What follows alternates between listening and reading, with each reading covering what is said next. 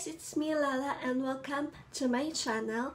So I'm so excited to do this video because it's my first time doing a makeup review. I'm going to review their new little launch, Caroline Kiss Stick.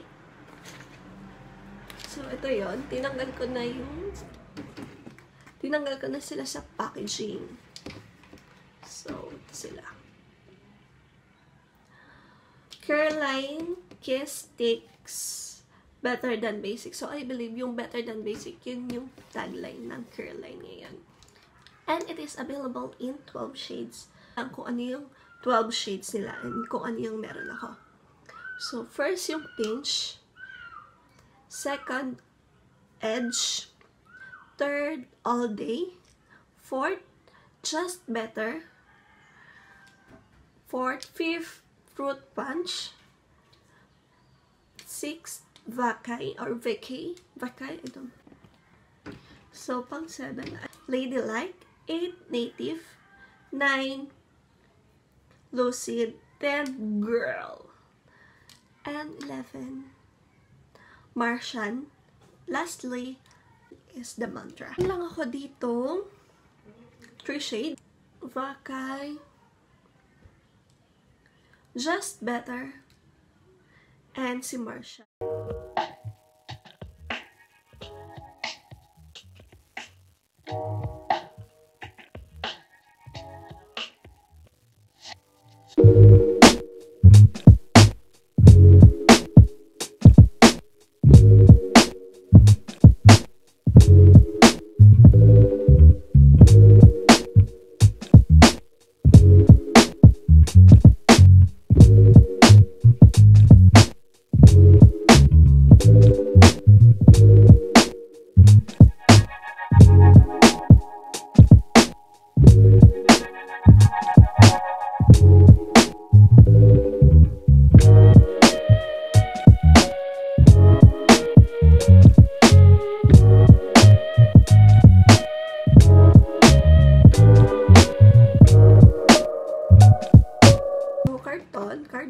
Carton siya and plastic. Tapos sa likod nakalagay better than basic, Caroline, how to use ingredients, and yung shade. Sabi dito, the Caroline claims that kiss sticks are highly pigmented, which is true. Highly pigmented matte lipstick without the dryness. It smoothly glides on the lip with just one swipe.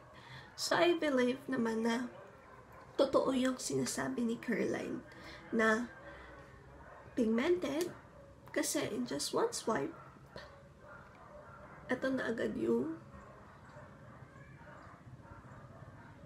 Just Better. So, ginamit ko sa Just Better, Martian, Vacay. Diba? Sa halagang 175 pesos, meron ka ng maayos na. So, sa halagang 175 pesos, sobrang ganda na nung quality ng makeup nila, ay ng lipstick nila. So, it's really creamy. And, pag nilagay mo siya sa lips, na-moisturize din yung lips mo. So, parang hindi mo na kailangan maglagay ng moisturizer. So, this is the packaging.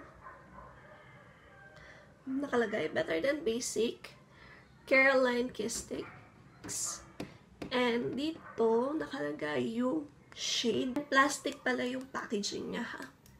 Yan, ito siya. Then i-open lang natin. Okay, so ayan, nagamit ko na siya. Tingnan natin kung gaano siya kahaba. So, ayan. Ito yung haba. So, sa halagang 175 pesos, perfect na siya. And sobrang affordable na. Kasi kita mo naman, ang nakalagay ata sa carton niya 1.3 grams, which is matagal mo nang gagamitin. Then, parang may something dito. Kasi kanina, sinusubukan ko siyang i-open. Tapos, na-open ko to. Hindi ko lang alam kung ano ba to. Kasi kung sharpener, hindi ko alam kung sharpener to or what eh. Magkakasya ba siya? Oh, okay. Sharpener. May sharpener na siya. Nakalagay ba dito? Hindi kasi nakalagay. Pero ito, sharpener na siya. So, it's up to you kung gagamitin mo siya. Pero para sa akin kasi, okay na yun nakaganito. Kasi sobrang creamy siya. Mabilis dumumi yung gilid niya. So, nakikita niyo ba? Ayan. Kapag nag-apply ka siguro, kapag mag-a-apply ka para maiwasan yung gantong dumi, habaan nyo ng konti. Pag ganyan. Tapos, para hindi madumihan yung nandito. Or, kung okay lang naman sa madumihan, why not, diba? Kiss Fruit Basic Caroline. Let's try. So, hindi. Ayan. Ano siya? Pero okay na rin, diba? Kasi sa halagang 175 pesos, ulitin ko, sobrang affordable na siya and good quality. So, sa scent naman ni Caroline, may naamoy kong something eh. Hindi ko lang alam kung ano. Parang fruits or ano eh.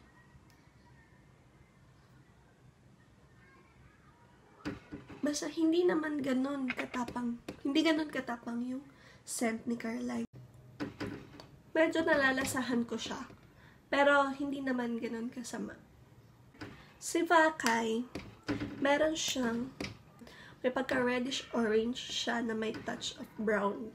Parang ganun si Vacay. Better naman. May pagka-pinkish. So, for my final thoughts, totoo naman yung kina-claim ni Caroline na pigmented matte lipstick siya. Hindi siya nagda-dry sa lips. And sobrang isang swipe pa lang makikita mo na yung kulay niya. Isang ganun mo lang sa lips mo, lalabas na yung kulay. And for me, sobrang lightweight niya sa labi. Meron kasing ibang makeup na parang kapag nag-apply ka, alam mo yung mafe-feel mo na mabigat. So, kahit hindi mo nalagyan ng moisturizer yung labi mo, perfect siya. Parang moisturizer at the same time, lipstick. Ganon. I like the packaging and yung kulay. So, kung magkakaroon pa ako ng chance para bumili ng another shades ng Caroline Kiss Sticks, for sure nabibili ako kasi sobrang perfect, affordable, and good quality. I-rate ko si Caroline 1 to 10. For me, 9.5 kasi nga meron lang scent na hindi naman sobrang ganun kabad tapos mabilis lang siyang dumumi. Overall, it's perfect. Thumbs up. I don't know how to cut this video.